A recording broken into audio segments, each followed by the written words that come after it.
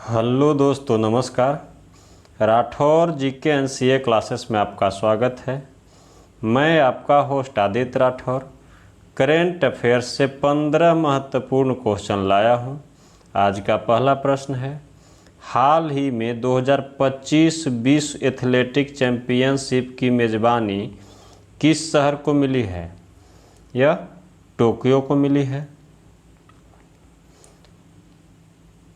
और 2023 का संस्करण बुडापेस्ट को मिला है और 2022 का संस्करण ओरेगन को मिला है, जो यूएसए में है।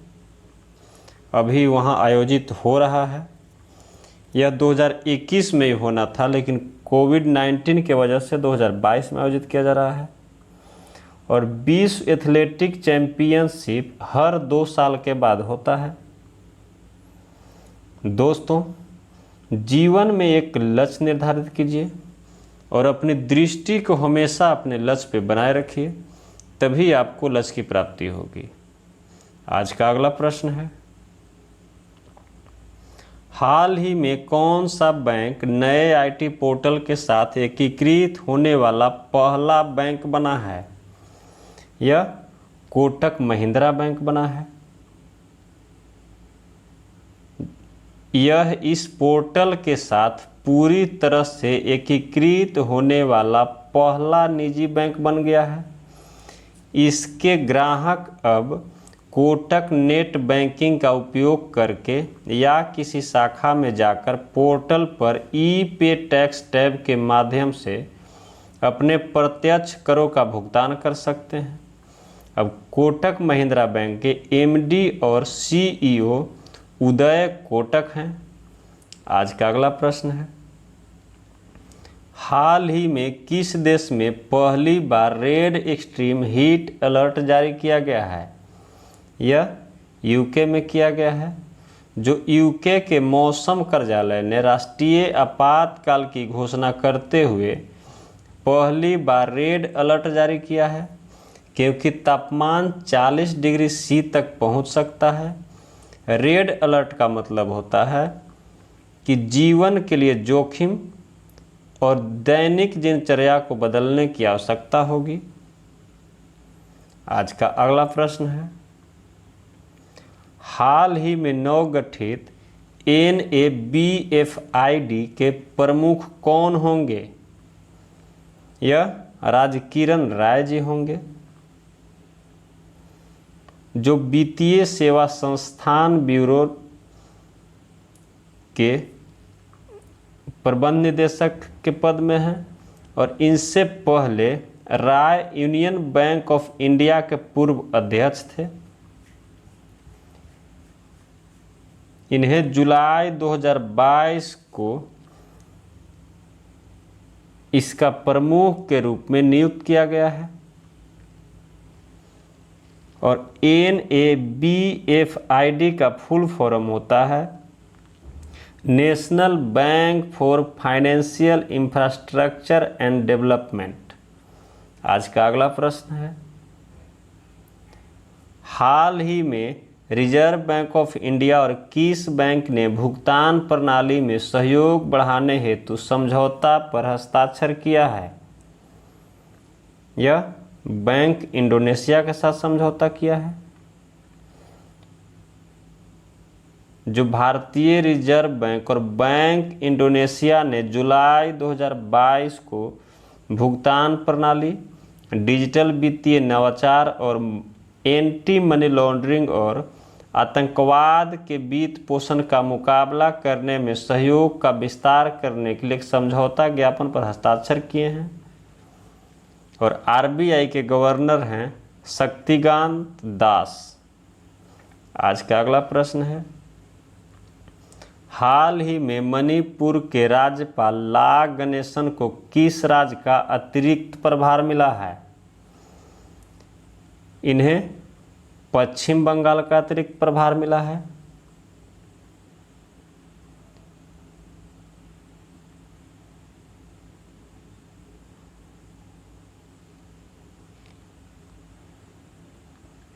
जो राष्ट्रपति रामनाथ कोविंद ने पश्चिम बंगाल के राज्यपाल जगदीप धनखड़ का इस्तीफा स्वीकार कर लिया है, जिन्हें उपराष्ट्रपति चुनाव के लिए सत्तारूढ़ राष्ट्रीय जनतांत्रिक गठबंधन के उम्मीदवार के रूप में नामित किया गया है।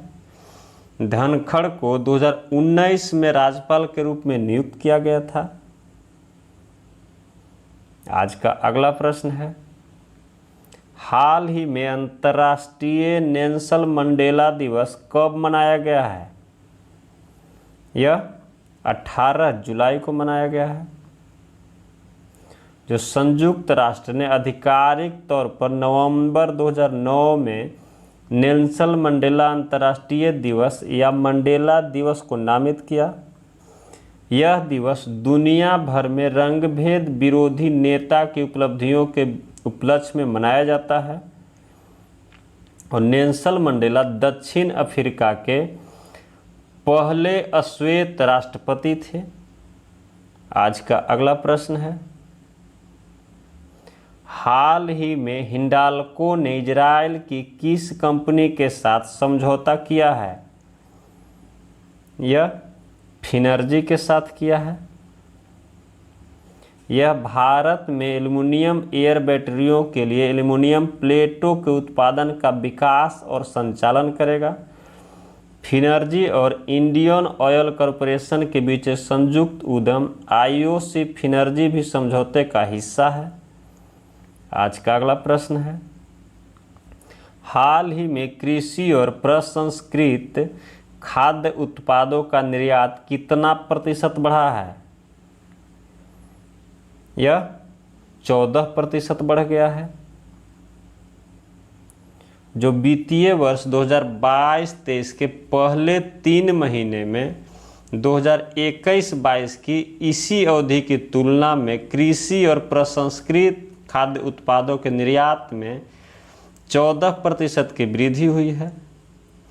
चावल के निर्यात में 13% का वृद्धि हुआ है।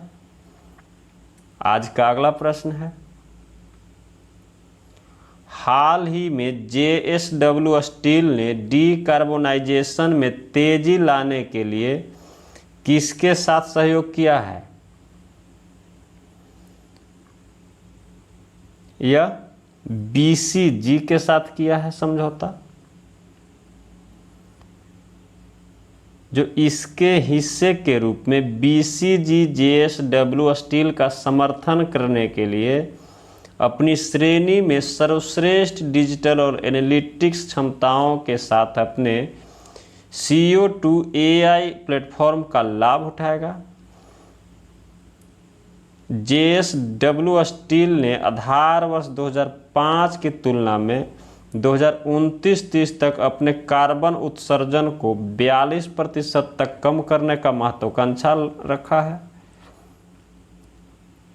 अब यह BCG का फुल फॉर्म होता है बोस्टन कंसल्टिंग ग्रुप। आज का अगला प्रश्न है, हाल ही में नीति आयोग ने किसके साथ मिलकर बाजरा को मुख्य धारा में लाने के लिए पहल की शुरुआत की है? यह WFP के साथ किया है। जो 19 जुलाई 2022 को नीति आयोग और विश्व खाद्य कार्यक्रम भारत, एशिया और अफ्रीका में बाजरा को मुख्य धारा में लाने के लिए mapping and exchange of good practices पहल शुरू करेंगे। और कार्यक्रम का उद्घाटन नीति आयोग के उपाध्यक्ष सुमन बेरी ने किया है।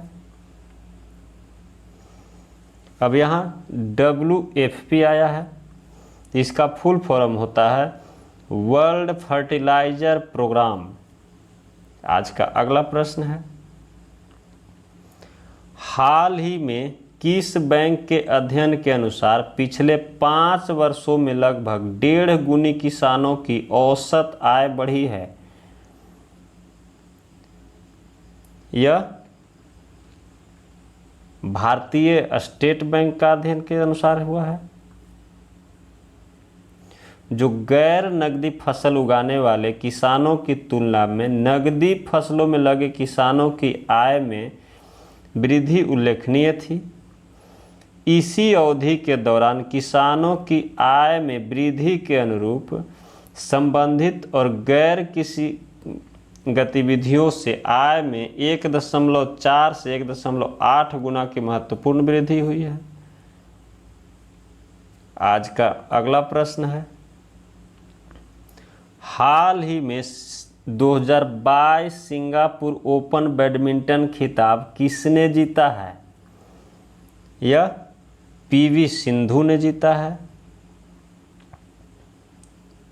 जो भारतीय shuttler PV Sindhu Singapore open के फाइनल में चीन की वांग झी को हराया है। और सिंधु ने 2022 में 3 खिताब जीते हैं, Swiss open, Syed Modi India international और अब सिंगापुर ओपन। आज का अगला प्रश्न है, हाल ही में भारत का कौन सा राज्य अपनी इंटरनेट सेवा वाला पहला राज्य बन गया है? यह केरल बन गया है। जो केरल ने घोषणा की कि वह अपनी इंटरनेट सेवा रखने वाला देश का पहला और एकमात्र राज्य बन गया है। इसे 2019 में लॉन्च किया गया था। इसकी घोषणा तब की गई जब Kerala fibre optic network limited को दूरसंचार विभाग से इंटरनेट सेवा प्रदाता लाइसेंस प्राप्त हुआ है। दोस्तों, जो मेरे चैनल पे पहली बार आए हैं कृपया सब्सक्राइब कर लें, और जो सब्सक्राइब कर लिए हैं लाइक, शेयर और कमेंट करके हमें ज़रूर बताएं कि आपको वीडियो कैसा लगता है। अगर अच्छा लगता है तो मुझे प्रोत्साहित जरूर करें। आज का अगला और आखिरी प्रश्न है, हाल ही में NSE के अगले MD और CEO किसे नियुक्त किया गया है? यह आशीष कुमार चौहान को नियुक्त किया गया है। जो वह विक्रम लिमये के स्थान पर आए हैं। उन्हें भारत के वित्तीय व्युत्पन्नों के जनक के रूप में जाना जाता है। अब यहाँ NSE आया है तो इसका national stock exchange full form होता है। दोस्तों, इसी के साथ आज का वीडियो यहीं पे समाप्त होता है। जय हिंद।